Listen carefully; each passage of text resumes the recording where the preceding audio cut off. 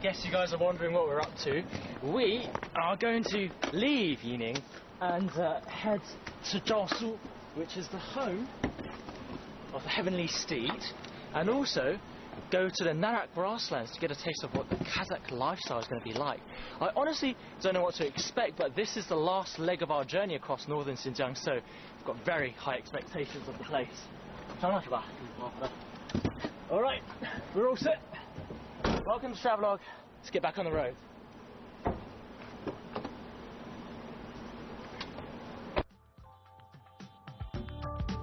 Jiaosu County is still a part of Yili Prefecture and is about a 2-hour drive south of Yining.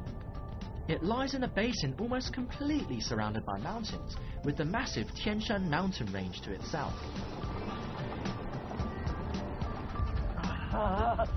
One of the first mountains that you cross over before, after you get out of Yining, is the Wushan Mountain, which is over 2,006 meters above sea level, really bloody cold. And that's a reminder to you actually to bring some warm clothes, because it really, really gets very windy up here. Don't be stupid like me.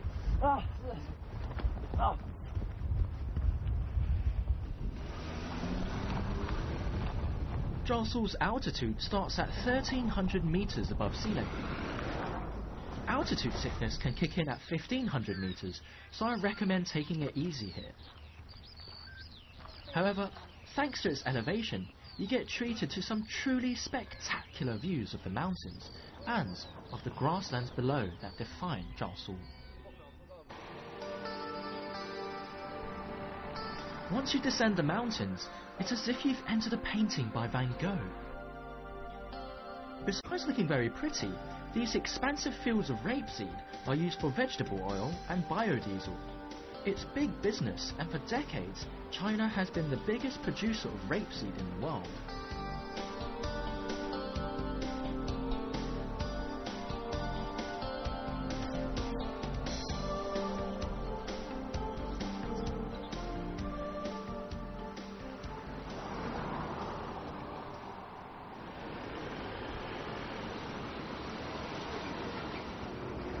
So, our first stop after leaving Yining is this place, Jiaosu County, which, interestingly, doesn't have a single bit of desert in the entire Xinjiang region, and was also a part of the territory of the ancient Wushan Kingdom. But now, as you can see, it's a lovely little town. And it's just that. Jiaosu is very small, so accommodation has its limits. If you're coming here during peak season in summer, I recommend booking well in advance.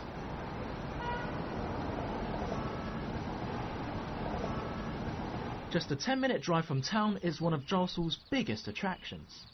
People come all the way here to see the Taiyuan Shiren, which translates to stone people. No one knows for sure what these statues are. One theory is that they're the tombstones of the ancient Sai people that lived here before the Wushan came along.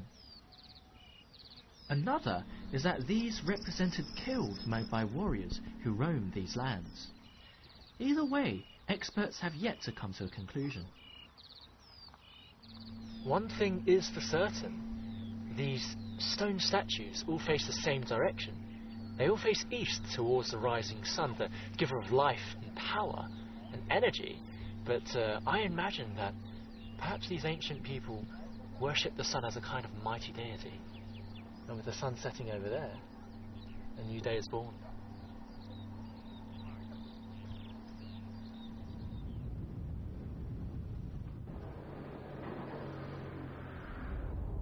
We're on our way to the Xiata ancient pass, but something catches my eye. These horses prompted the start of the Silk Road. During the Han Dynasty over 2,000 years ago, the Emperor's envoy returned from his western expedition with tales of the Wushan people and their powerful horses. The Emperor had to have them for his army. He called them heavenly horses, and the trade routes that flourished from this later became the Silk Road. These horses are their direct descendants. You know, we're very lucky to see this, because just on the way to Xiata we came across this horse ranch filled with the famous Yili horse. Actually, Jiaoshu is the home of the heavenly steed. And it's just gone past fowling season now, so they're marking the young ones. Whoa! But you never know, you might have an next Black Beauty in there.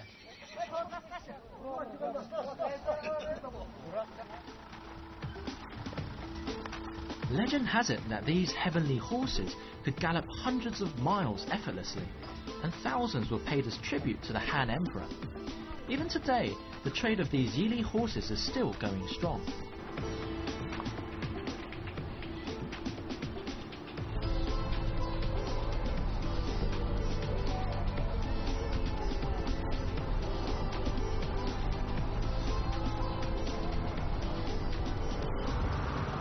So, here we are. Let me give you an idea of what we're going to do. We're at the start of the Xiata Ancient Pass, right over there, at that little tiny red dot on the left. And we're going to make our way up all the way to the second highest red dot, Xiata Wenquan. And actually, if we go over the mountains, we end up in the south of Xinjiang. But right now, we still have 30 kilometers left to go. It is a bit of a bumpy ride, but then again, look around you. You're travelling through an ancient valley cutting through the Tianshan Mountains. Just sit back and enjoy the view.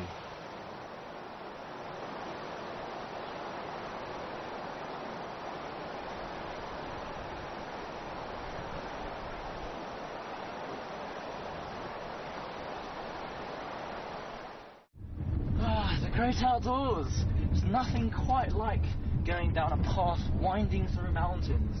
This place looks a bit like Alaska, but luckily for us, we're in the comfort of our car and don't need to suffer as much as other people who might have to walk all the way to the other side.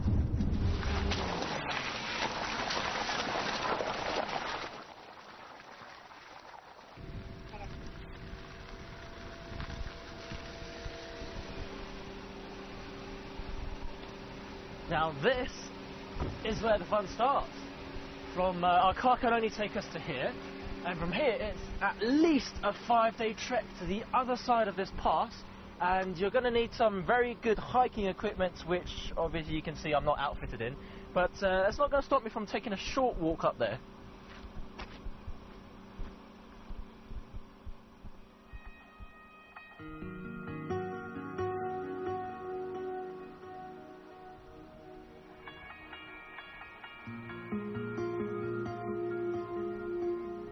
For me, this is the epitome of the wild and great outdoors.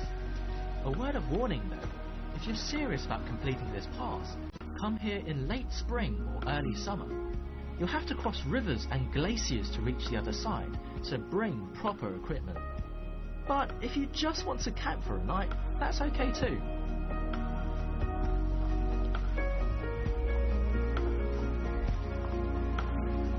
You might not know this, but the Silk Road was actually made up of many routes, and the Xiata Ancient Pass was one of them. It was a shortcut through the Tianshan Mountains, which connected the ones in the north with the ones in the south that led out of China via Kashgar. Coming here means you get a taste of the real Silk Road.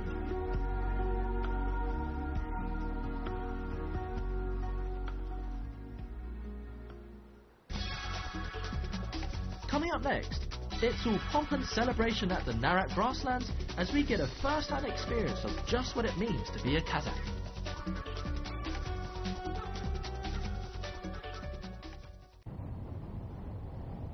So, we just left Jiaoshu, and let me give you guys a sense of direction. We're going to head east, first past Tekesi, then past Gongliu, and then past Xinyuan, to get to the Narat grasslands, which I've heard a lot about. Don't get your hopes up too soon, it takes 4 hours to get there. Well, we're nearing our destination, the Narat grasslands, but if you come from Urumqi, there's actually a much faster way. You can catch a direct flight from there all the way to the Narat airport you see over there, open specifically for tourists, between June and September, with 2 flights per day. And once you're here, it's just a quick 30-minute ride to the scenic spot itself. Very convenient, but just wish I knew about it earlier.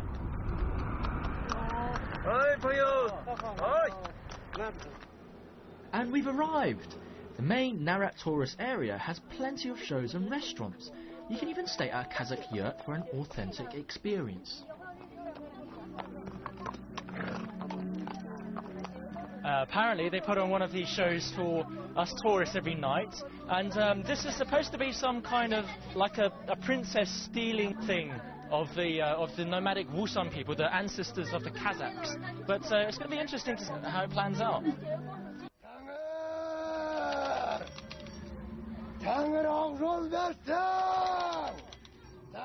According to a 7th century Chinese historian, Wusan people supposedly had green eyes and red beards, although this guy is probably an exception. In hindsight, I realised this free show was meant to reenact the marriage of a Han princess to the Wusan ruler around 2,000 years ago. If you meet a Kazakh person today, chances are you'll be able to trace their lineage back to the Wusan people.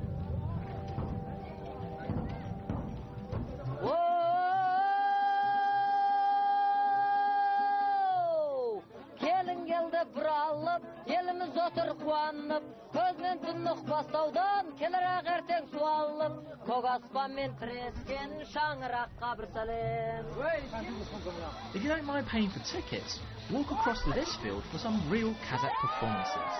You can watch some interesting sports like sheep grabbing and, of course, a good old-fashioned horse race.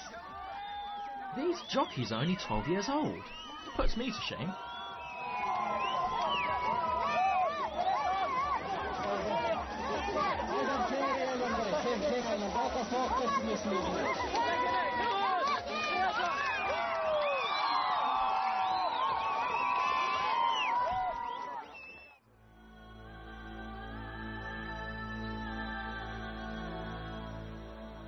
So, yesterday I watched a Wusan wedding, but I had absolutely no idea what was going on, so I actually asked a local and they introduced me to this lovely chap here, the awesome Torhanbek with his fur, to give me a clue about what a traditional Kazakh wedding is like, which I believe is going on in there. 这个今天他们那里是有什么活动啊？现在是我们哈萨克的传统婚礼的现场，这里是我们女方的这个男方女方的这个老人们聚在一起要仪式，我带你进去介绍一下。不好，这是姑娘出嫁之前，男方女方唯一聚在一起吃个团结饭，为我们的新娘最后的送行。哦，送行。In Kazakh custom, a sheep is slaughtered only when distinguished guests come. Although it seems a bit intimidating, a sheep's head is a great honour, and as such, goes to the most respected guest.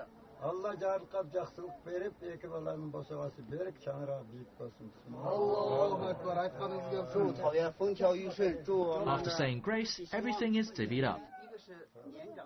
Nothing is wasted, and they even managed to make a cake. I guess some things are similar to the West.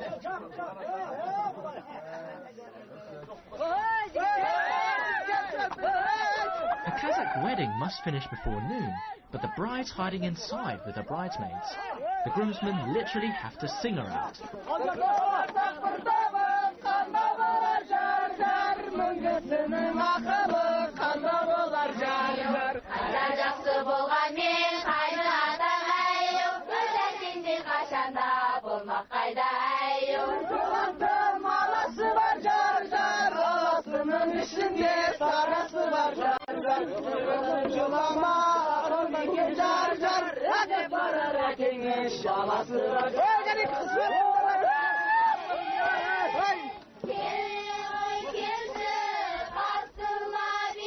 No more stalling.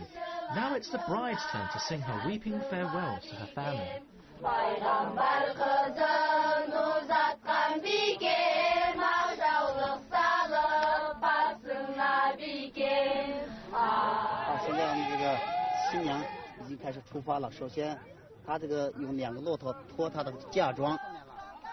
Since Kazakh families are usually spread out on the pastures, a wedding is a chance for everyone, even non-family members, to get together. If you see a wedding underway, don't be shy. The hosts will happily invite you in and feed you all sorts of food. That's the Kazakh way.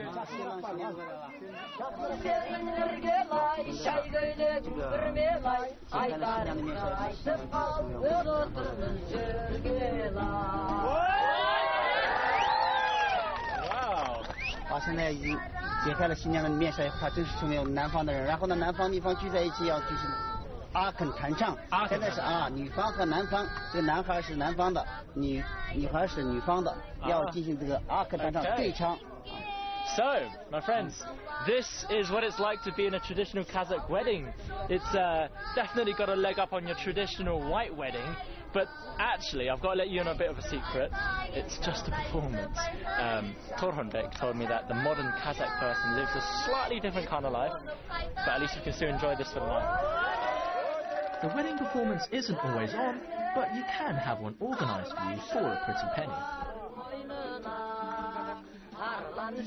Anyway, Torhan Bek's taking me to his home to show me what life is like nowadays for Kazakhs on the Narak grasslands. 这是我家。我带你过来参观一下。哎，连那也是生的。这是我小弟。哎，你好。这是我大弟弟。哦，你好。这是我弟媳妇，这是我的爱人。这算。哇，你这家庭很大的。洗啊！这儿好的。洗3次啊！洗3次。洗3次不要甩手。我们哈萨克人说这个水是这个财富的象征。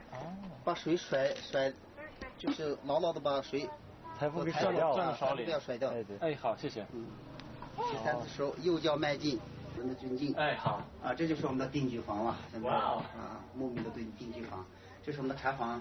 平常喝茶呀，聊天。这边是还有我们的卫生间，我带你进去看看。这里你这卫生间非常先进。哇！这个 look at this. This is even better than the bathroom I've got back at home. 现在牧民家里家家户户都有了，已经普及了。都已经这样。定居房都有了。但我没想到。来，这边还有我们的客房。好。来，这边是我们的客房。看看一下。哎，很漂亮，很好。This quite nice. It's like a traditional style modern living room. 好，咱们还有别的。来，这边还有我们的生活房。住的房。哎，这个是你的电脑我的电脑的。这个家伙，你家里肯定有人打魔兽吧？我弟弟。哇，经常打游戏。我的配置都没有这么好。这个大屏幕。来，请坐吧。哎，好的。我发现盘腿坐我发现现在的哈萨克的生活确实跟原来不太一样了。对，大有进步。现在都方便了。对。那你那个家人他们工作完了，一般回来会干什么呀？那回来都是上网聊聊 QQ， 打游戏，看看电视。然后从网上买东西。淘宝网。他们在这儿买东西，他们会送过来吗？会送过来的。在这个草原上还能送？可以送。现在交通方便了。公路都修到我们的草原上。A half-hour drive away from Torhan Bek's home is the most spectacular part of the Narak grasslands, the Kongjong Caoyuan. Loosely translated, it means the sky pastures. 哇，这地儿真漂亮！天啊！这里就是我们半山坡的一个观景台这里就可以欣赏到这个那拉提镇的这个全景。你看到那个我们中间有一条河，你看到没有？那条河就是贡乃斯河。对，中间那一大长块是吧？它把这个那拉提分成了2块，那边是农业区，这边是牧业区。At over 2,000 meters above sea level, this is the highest grassland in Xinjiang. Up here, the weather changes drastically. You'll have clear skies 1 minute, rolling thunderclouds the next.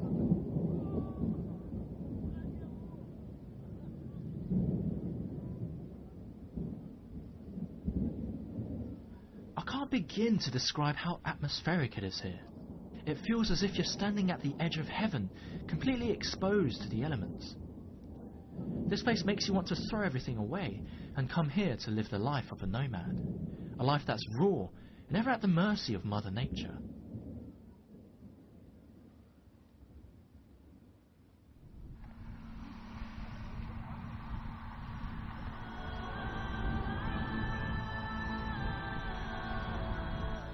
naturally, some things have changed. Although people still rely on their horses, everyone here drives. In the old days, when herdsmen moved from pasture to pasture, animals carried all their possessions. Nowadays, everyone uses moving vans.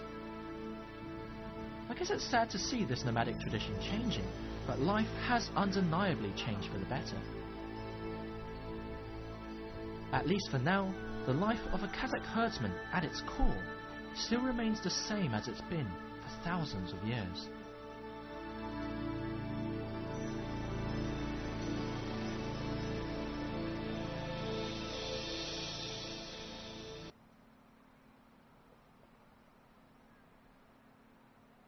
Coming up next, we churn up some dust with Xinjiang's coolest bike gang as we head full throttle towards the Kwaitan Grand Canyon.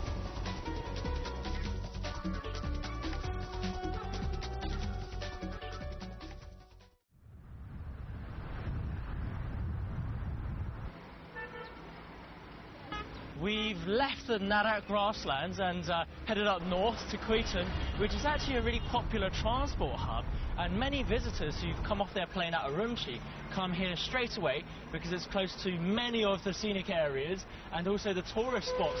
But because of that, the food and accommodation here is there's a lot of options for that, and it actually often tends to be cheaper than in Urumqi. Besides having loads of coaches coming in and out, Kwaitan also has excellent rail links, with trains leaving to major destinations in Xinjiang. Xinjiang is notoriously difficult to travel to, but because of Kwaitan's scenery and ease of access, Kwaitan has become a hotspot for people looking for adventure. Now, some people like to go to Kwaitan by walking, some like to go by car, but I like to travel in style. So!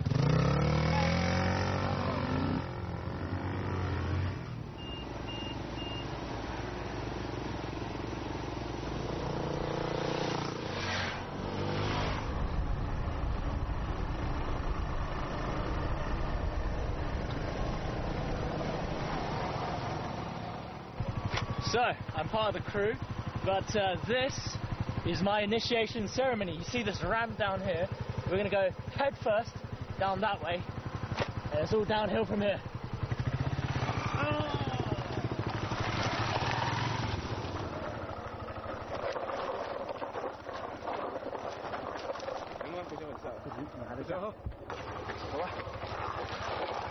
It's actually quite difficult to get down. A normal car might not even make it. But we haven't ridden 1.5 hours for nothing. Our destination, the Kwaitan Grand Canyon.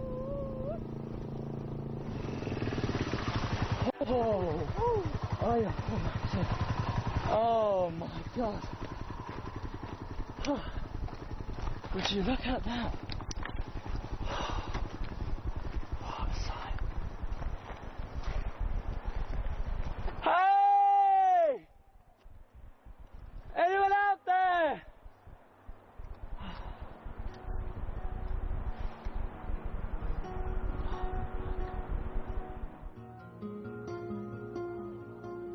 If there's one thing I've learnt in Xinjiang, it's that sights like these really make you realise just how small you are.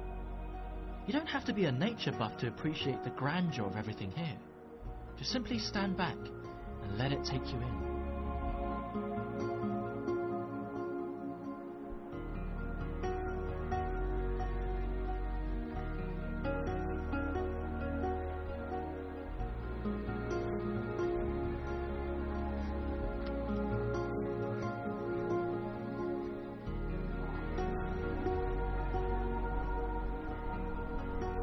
We've come a long way. It almost feels like yesterday that Greta went off to Urumqi and then went to look for wild horses and asses. And then James, man, he struck it rich up at Alatai. Hopefully, he brought us back some gold. And then my most memorable moments were when I was running alongside Kazakh horsemen and then being thrown about over at Seyram Lake. But I've come to realize that northern Xinjiang is a land of plenty. And we've seen so much already. So I'm very excited to see what southern Xinjiang has to throw at us. So make sure you tune in to the next episode when we begin that leg of the trip. I'm Taran, you've been watching Travelogue.